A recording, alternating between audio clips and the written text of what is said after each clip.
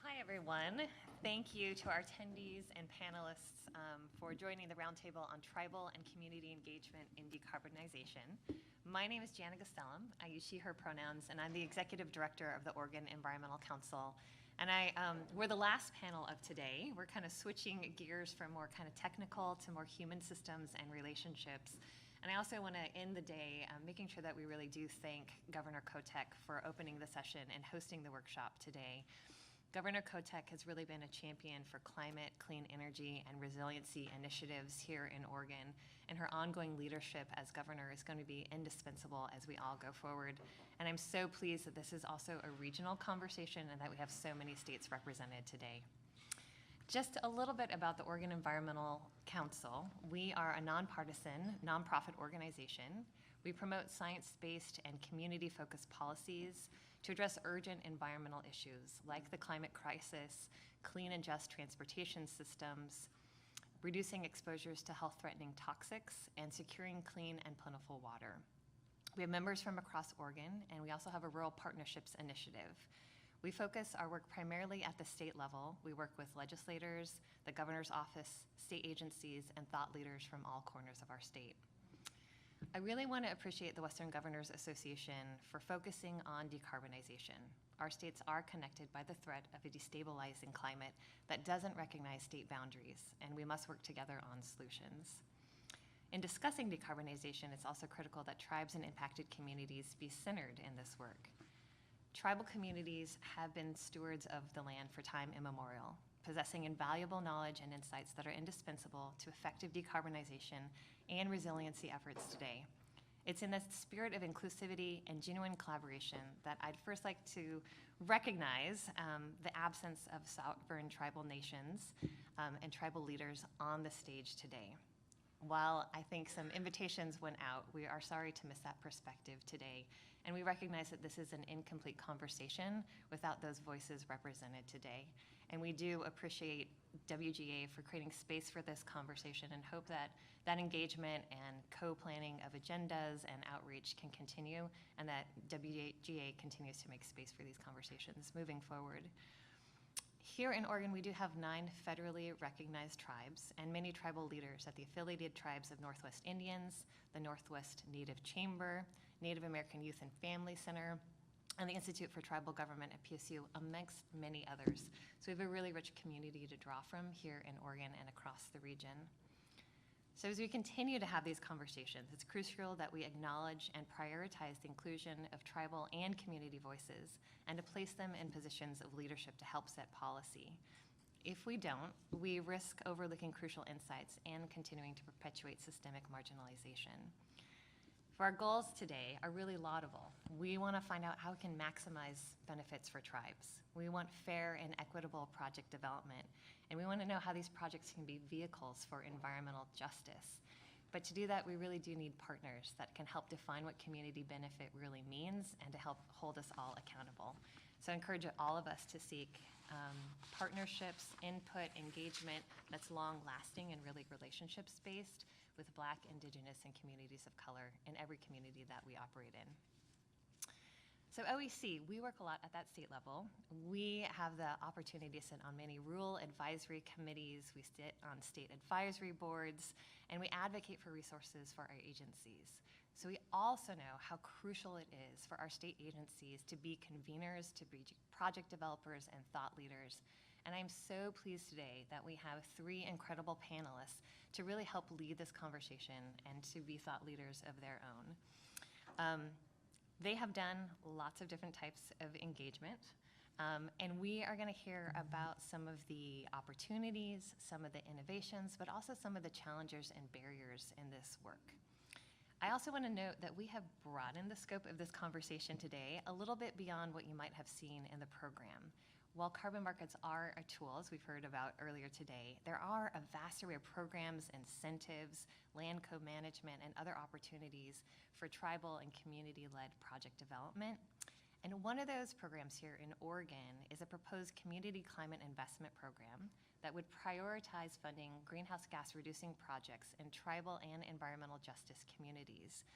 Those projects could be things like installing efficient electric heat pumps that do both heating and life-saving cooling as we all encounter more heat waves in our region. It could be about transportation electrification. There's a broad array of needs in our communities. And the structure for this is proposed to also have an equity advisory council that would help oversee, and that the program would actually be administered by a third party with deep connections to tribes in the community. So I hope we have a chance to discuss that model, as well as other programs and federal funding opportunities. So with that, I want to welcome our panelists here today.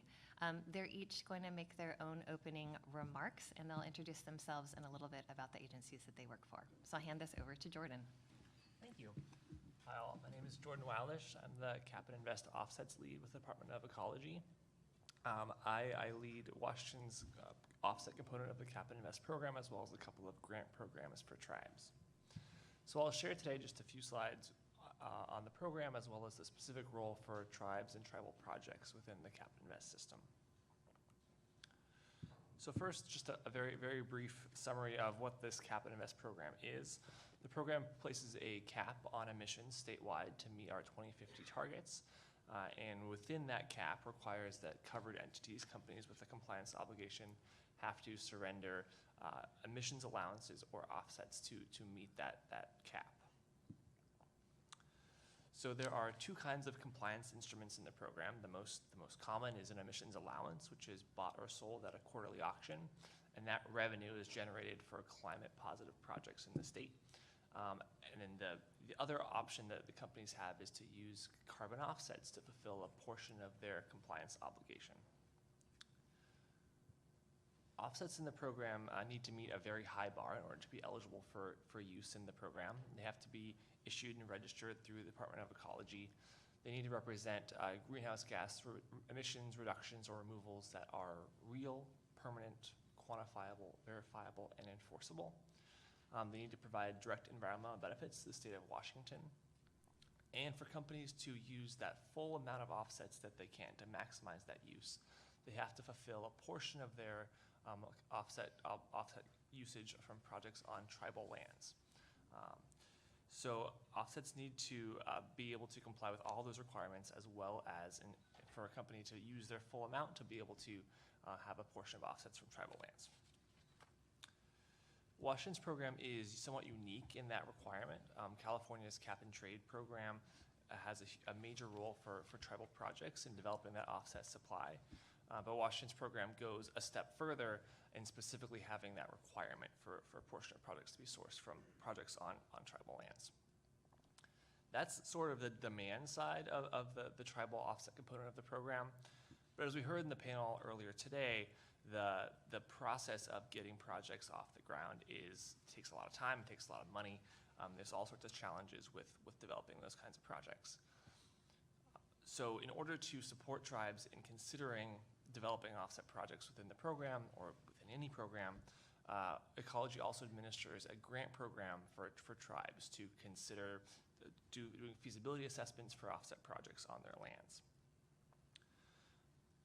So this program launched initially in last biennium, 2022, and makes available $5 million for tribes within the state to design, implement, or assess the feasibility of offset projects on their lands. And it's open to any federally recognized tribe with lands in the state of Washington. In the first round in 2022, we awarded funds to 6 tribes, and then in this current round in 2023, we awarded funds to 9 tribes. And those funds have been used for everything from inventorying tribal forest lands for the purposes of developing an offset project, which we heard in the first session is a very costly endeavor, as well as covering some of the upfront costs of developing projects like listing with a registry or getting third-party verification, as well as conducting the feasibility assessments, deciding if a project is a good fit for the tribe, and even project-specific costs like reforestation preparation. So I'll wrap up there on that sort of very quick overview. I'm happy to answer more questions we have. Also put my contact here if folks have specific questions that they want to follow up on. Thank you. Thanks. Do you want to hop into your slides first, or? Yeah, happy to. we're going to hop to the other slides. Great.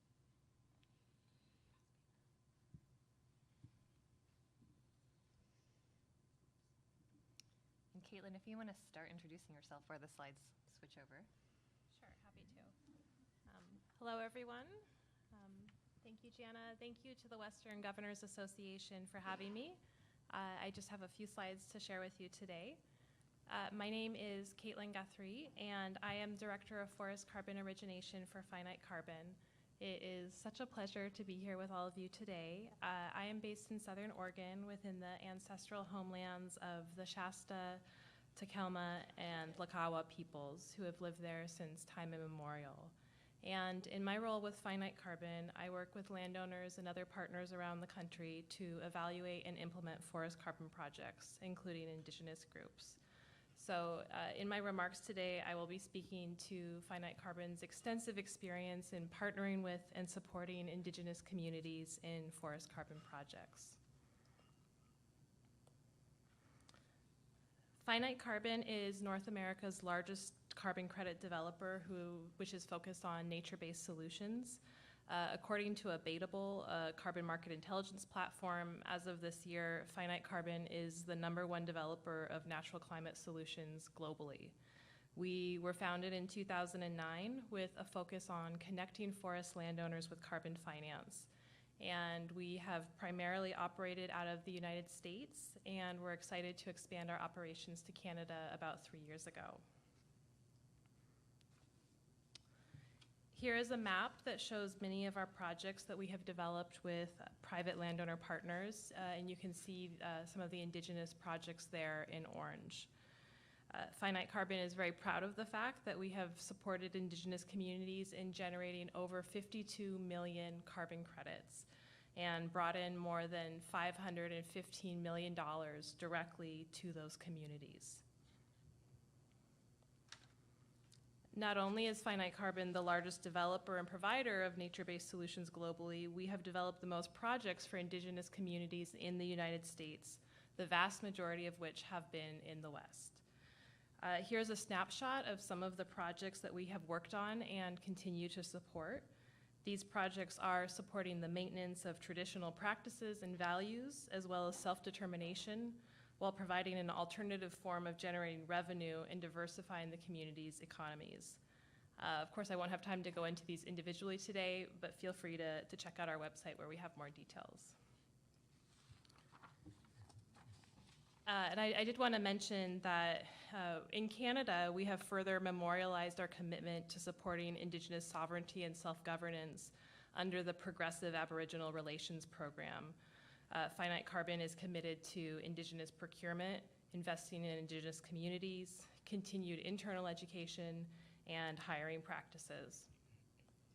And while there's no equivalent program to PAR in the US, at least to my knowledge, in all jurisdictions that we work in, the US and Canada, Indigenous communities can expect by working with Finite Carbon that they will own the credits, they will maintain complete control over the sale of their credits, who they're sold to, when, and what the price will be, that they'll be full project partners, and that the commercial terms of the project will be tailored to the community's needs and values.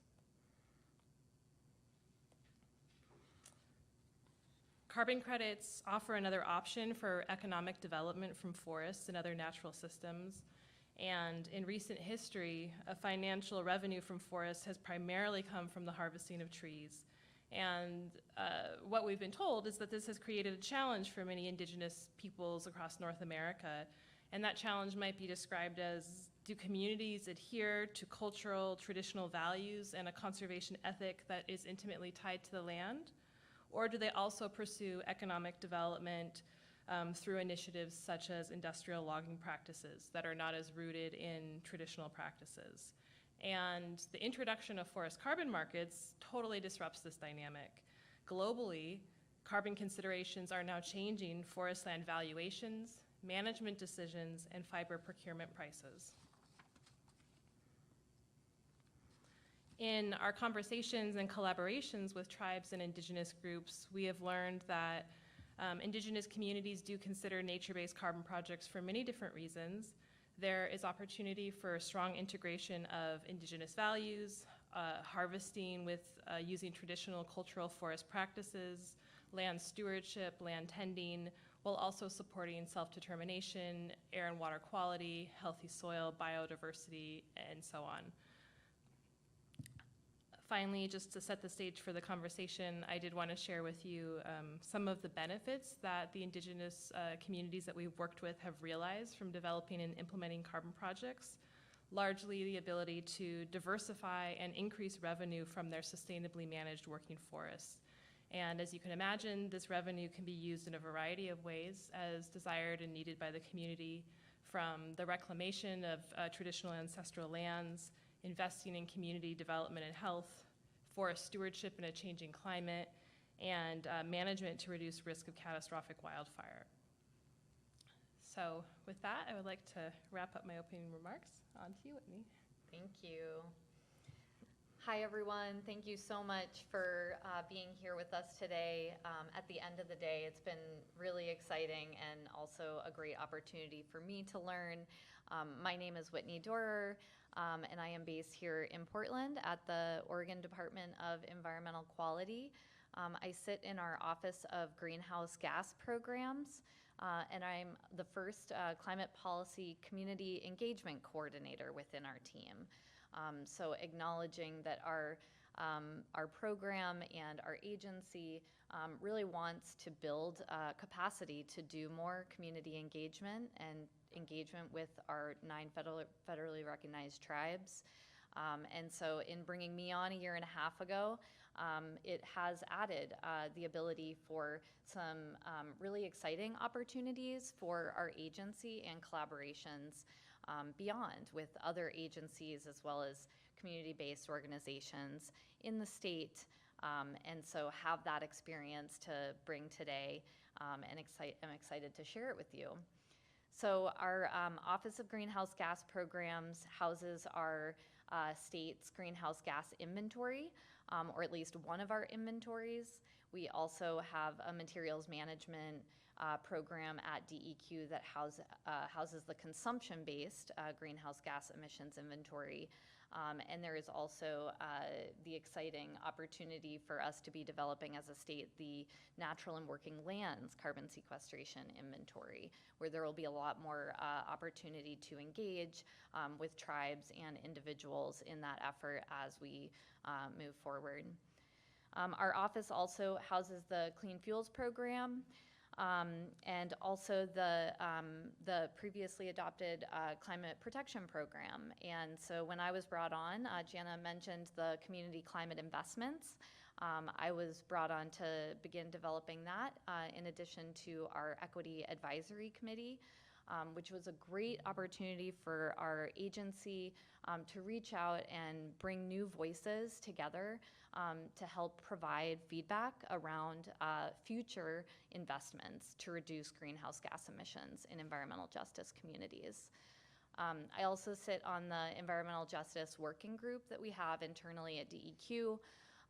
There's a few different subgroups, a policy subgroup, a community engagement and outreach subgroup, as well as a technical team who is working on the environmental justice mapping tool that Oregon is now developing.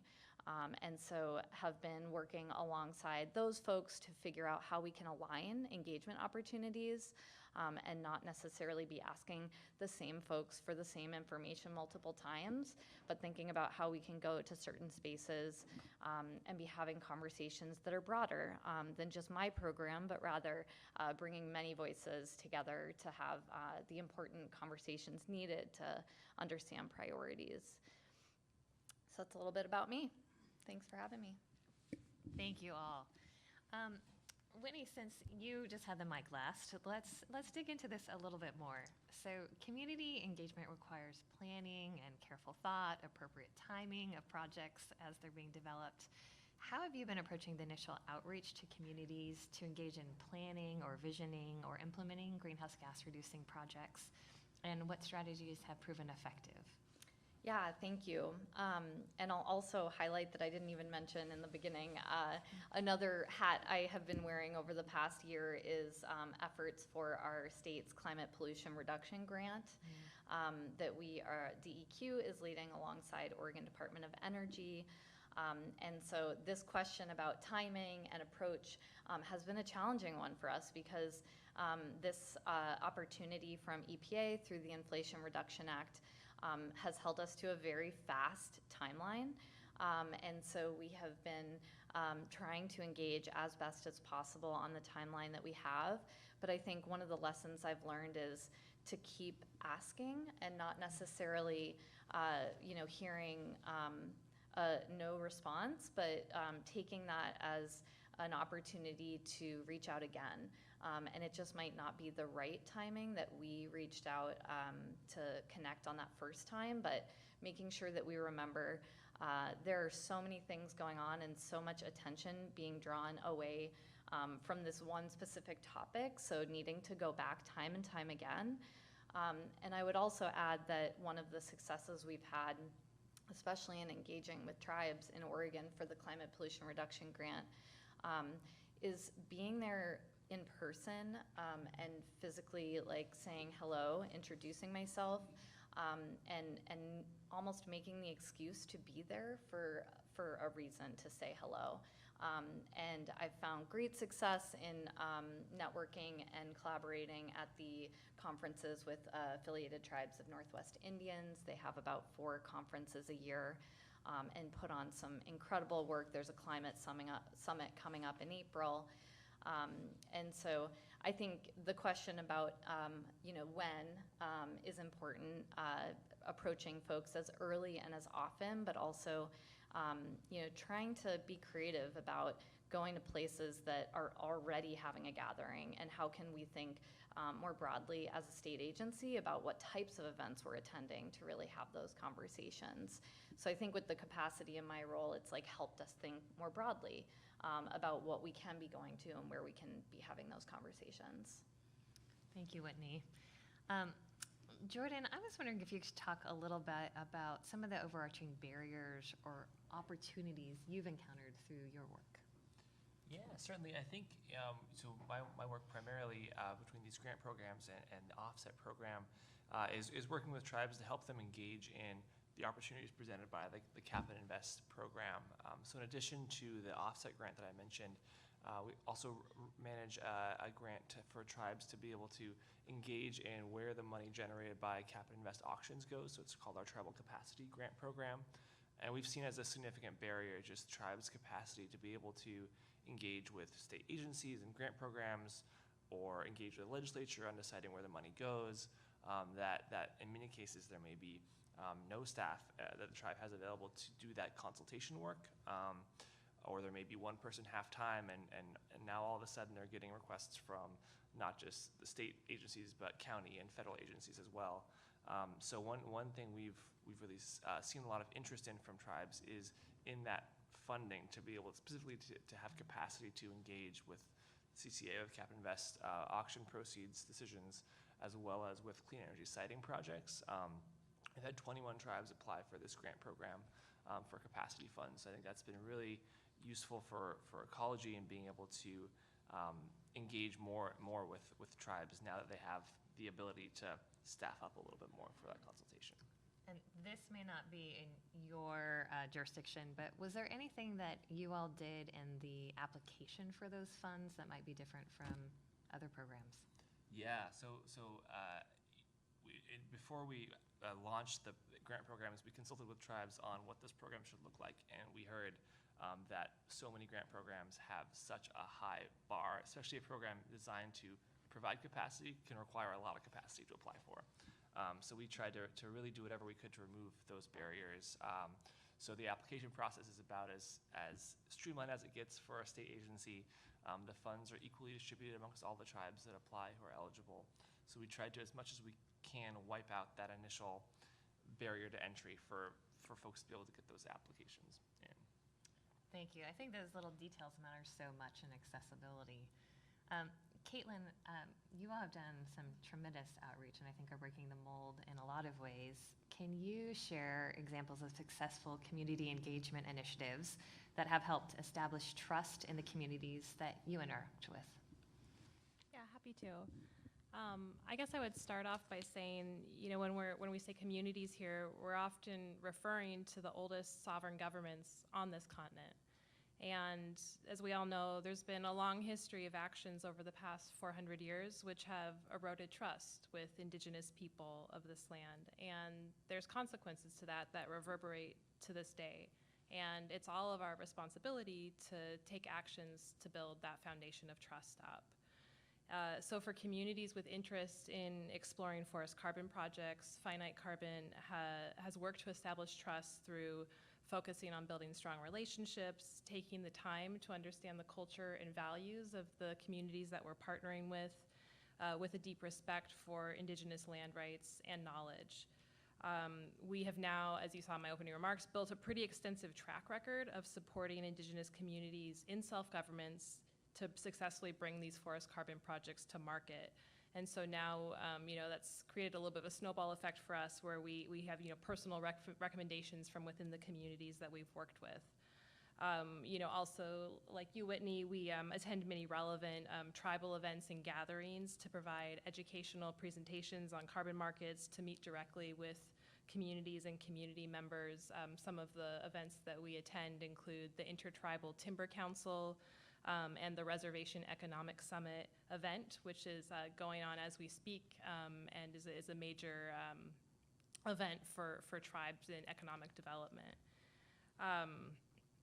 And this engagement continues once the carbon project is launched. And so one example I wanted to share is the Colville Tribe project in eastern Washington.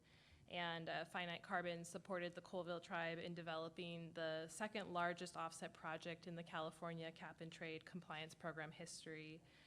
The Colville Tribe has very sophisticated forestry operations, and we worked with the tribe to design a carbon project that sequesters additional carbon in their forests and diversifies the revenue from their land management. When a wildfire in 2015 impacted a significant portion of the Colville forest, the continued carbon revenue from the unburned forest was able to help compensate for the lost revenue from timber, and also helped underwrite replanting of the land for forest regeneration, recovery, and forest resilience. For another example, I did just want to mention again the PAR program up in Canada. We're a bronze member, and this really serves as a good housekeeping seal to help establish trust within indigenous businesses and communities, as well as certain aligned non-indigenous businesses like Finite Carbon. And through our enrollment in this program, Finite Carbon has adopted a policy to support the social, cultural, environmental, and development goals of our indigenous partners, as well as self-determination through land and resource management. And so we're putting it down, formally, what our values are and how we work with indigenous communities. And so, these principles and guidelines include, focusing on strengthening relationships, generating mutual economic benefits, and contributing to positive social and environmental outcomes for the communities that we work with. So, we are investing in indigenous community members through education, capacity building, and training for key elements of some of our forest carbon projects, so that the indigenous partners that we work with are learning how to take on management of the project themselves. We're identifying and pursuing opportunities for indigenous people in our business through employment, through the services that we procure, and other forms of partnership. And we're incorporating indigenous people's perspectives, knowledge, and relationships with the land into the actual design and development of the projects. Thank you so much. Yeah. Whitney, this next one is for you. You talked about trying to meet people where they're at. So I'm curious if you can elaborate on some of those other strategies, and if in particular there are any communication channels that have been helpful in getting information out or helping with engagement. Yeah. I'll hit on the second part of that question, I think, first, in terms of certain channels that have been really helpful and successful. There's a Pacific Northwest climate change tribal leaders network that is run out of Oregon State University. It's a monthly call that I've found to be really wonderful spot to share information and also hear about the challenges and priorities that tribes are bringing up on a regular basis. I would also say that I see a great opportunity in the environmental justice technical assistance centers that we're just starting to get set up. Another program through EPA. We are lucky enough here in the Pacific Northwest to have two TIC-TACs is what they're calling them. One at Willamette Partnership, and they are being the Willamette Partnership one is being co-led by the Institute for Tribal Governance. And it's an incredible approach, I think, that they are taking to figuring out what type of technical assistance is needed for environmental justice communities and tribal nations. And so staying in line with, staying in close communication with them to hear what types of needs are coming forward from tribes and from communities about what types of grants they may be going for and how DEQ can step in and support those. The other one is located at University of Washington. So I feel like that's going to be just a really important communication channel for us over the next 10 years, I think, is their standing time. So. I'm keeping an eye on the clock, and we should probably turn to see if there's any questions from the audience.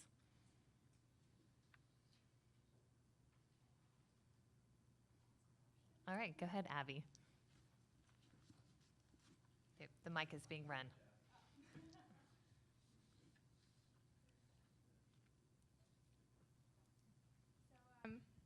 At our Denver workshop, we had a similar conversation on community engagement for some of the more industrial applications for carbon removal, like DAC and CCUS. But one of the sort of threads that came out of that is this idea of engagement fatigue and how do we sort of keep community engagement and working with these communities front of mind without exhausting people with having to keep coming back for more. So I guess my question is, how do you sort of balance that duty of engagement with the needs of each community and meeting their responses? I'll start. I think something that we're trying to do internally at DEQ is to really remove barriers between our programs to understand who is asking of whom when. And seeing whether we can take time to share about lessons learned and have those forums for us across program, but also across agency to be making sure we aren't doing that overburdening ask. Something I think about over at Oregon Department of Energy, they have an environmental justice federal funding leaders forum. And so I think that that is another strategy is to set up an ongoing group that is committed, and there is the ability to bring resources to them, similar to the Equity Advisory Committee with the Community Climate Investments, so that you have that ongoing relationship building happening instead of it being a one-off. And then there is that what trust, loss of trust. And so I think that that's something we're really taking very seriously is how to build that long-term trust and work with our other state agencies and taking the opportunity we have with the environmental justice mapping tool too to think about opportunities for engagement where we can be working together instead of multiple people coming at someone. Maybe I'll invoke a little bit of moderator privilege as well. From the nonprofit sector, I would say we're working really intentionally in coalitions as well to make sure that coalitions are co-led by environmental justice and BIPOC community leaders. so that there's a shared sense of what the outcomes and principles and priorities are, so that it's not just on overburdened communities to lift up what the needs are and what the outcomes are, and so that there's a collective community and kind of public interest community that's moving these issues forward, because it is incumbent upon all of us. And I think it's also really fulfilling to see multiple issues being addressed at once in more comprehensive ways. And so I think there's a lot of benefits and upsides to that work as well. But other panelists want to comment? Yeah, I would just like to add, we need to make sure we have mechanisms in place to bring smaller tribes together, just like what was talked about on the first panel in terms of, aggregation. Many of the tribal forest carbon projects right now are on fairly large land holdings. And, so there's this challenge for, small landowners of all types, including indigenous small landowners, to access the market. So, if we could develop a framework for smaller indigenous landowners to aggregate, to bring the project to scale, I think that could also help towards this question that you asked. Are there other questions from the audience? Hi, I'll take one. Hi, my name's Todd. I'm Portland State University. Thanks for mentioning the Tic-Tac program and other stuff we have going on. I'm curious, in this moment of trying to help show up as good allied partners and work with indigenous tribes and communities, I'm just, from each of your organizations, I'm just kind of curious, like, any lessons learned you've personally learned about ways in which you are better equipping your employees, your staff, to show up in a way that actually aligns up across the sovereign rights of tribal nations, and just how you're navigating that space. You mentioned some really, the Intertribal Forestry Commission, other key entities. I'm just curious, personally, within organizations, how are you boosting the cultural competency and affirmation of your employees? Just curious. I can start with a couple thoughts.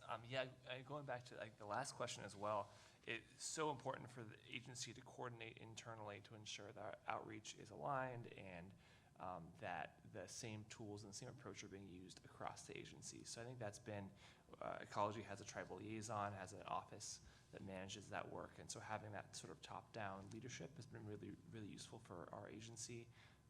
But I would say coordination both within the agency and between agencies is always top of mind.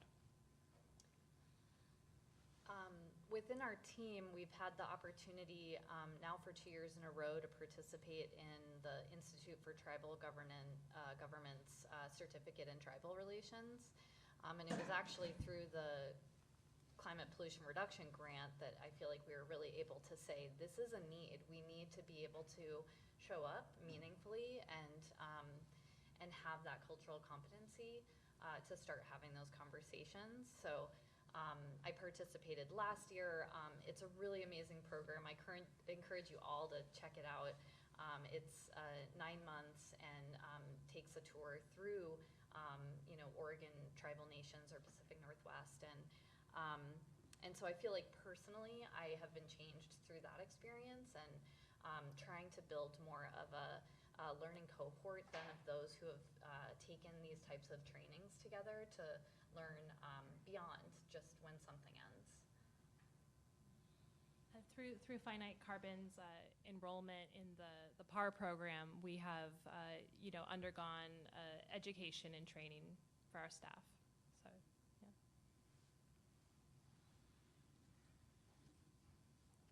yeah. Thanks for your remarks, and I really appreciate your different perspectives. And I want to hit on a point that, Jordan, you made about the capacity grants, and that you try to lower the bar as low as possible for tribes to be able to get the capacity And to that point, I think there's a little bit of an elephant in the room that, we have a tribal engagement panel, and we don't have any tribal members. And I'm certain it's because of capacity issues, and they have, state-like or federal-like obligations and responsibilities, and they're operating on local government kinds of budgets, and they have huge staffing and capacity issues. And so I want to encourage certainly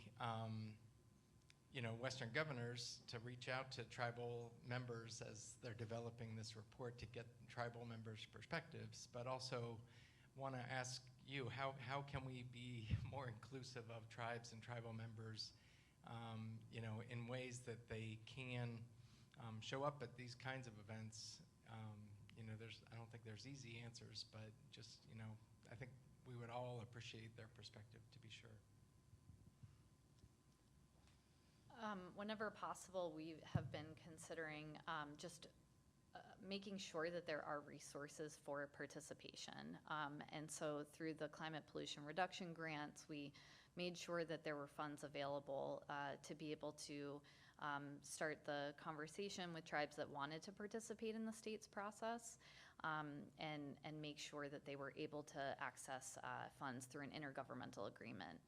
And I would also say, just through any other kind of grant opportunities that we have now as an agency, I think it's more at the front of mind to say, how are we incorporating this funding up front in what we're considering to remove that one barrier. But again, I think traveling and being there in person is so important. And I think that is where we saw some great success with an Eastern Oregon tribe and hosting a listening session related to the climate pollution reduction grant. And I felt like they want to participate, and it felt like we just need to do more and build more capacity internally to also be everywhere at once, maybe. Yeah, I think we at Ecology have seen success in being really intentional in our communications to make clear why tribes would benefit from attending our event or whatever it may be. That we know at Ecology why we want tribes to attend, but we don't always front and center why tribes would benefit from attending. So I think that's been a helpful communication approach for us that we're working to implement more and more. And I think I would just add, right, it's the step back and also to say, what do you want and what do you need? We often come with our set agendas, and I think it's equally as important to stop and listen and build the relationship first before you come with an ask and a need. And I really do appreciate the idea that there are trainings, there's cultural competency to that question of how do we all do this work in a better, more intentional way? And also with grace, right? Because there are hiccups along the way and continuing to learn through that. So I will say, like, joining this panel, one of the things that we have heard back from communities that we've interacted with is that offsets aren't the only thing that we're interested in. And so how do you broaden the conversation? Not everyone is set up for the same tool or mechanism. So how do we broaden the conversation?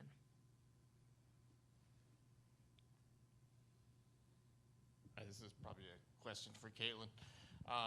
One of the issues historically between, I would say, government is, state and federal governments, both Canada, I think especially Canada, and the U.S., has been around issues of science and data. I think in the Pacific Northwest fisheries issues, that's played a major role in Canada, probably more around minerals. I'm just curious if you found that to be, if that has come up in the offsets, sort of the verification and the monitoring and verification aspects of implementing offsets, if there has been tensions about sort of who the authority on the data and the science should be in those situations, in a similar way that there's been arguments about that historically between those communities in the past.